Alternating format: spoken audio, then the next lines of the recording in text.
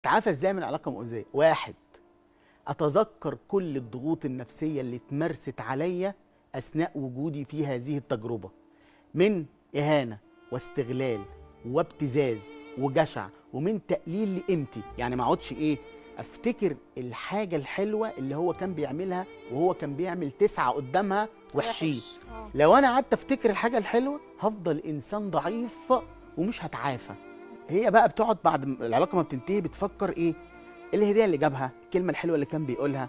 طب ما هو كان بيهينك، كان بيتنرفز عليكي، كان بيخاصمك بس بيخاف بالاسبوع. عليا وبيحبني. لا، انا لازم عشان اتعافى، عشان اطلع من تجربه كويس، لان في ناس بتقعد فتره طويله وما بتعافوش. لا، ويختار نفس الاختيار على فكره، ما بتعافاش ليه؟ ليه بنجذب الشخص انا لازم ده؟ ابص التجربه اللي انا كنت فيها دي. انا كنت بتاذي، كان بيتم استغلالي، كان بيتم ابتزازي، كنت بتهان، ما كانش في بينا توافق فكري، الشخص ده ما كانش حاسس بيا، الشخص ده كان عايز مني ما كانش بيديني. لازم احط كل الضغوط النفسيه اللي كانت بتمارس عليا في العلاقه دي عشان اتعافى بسرعه.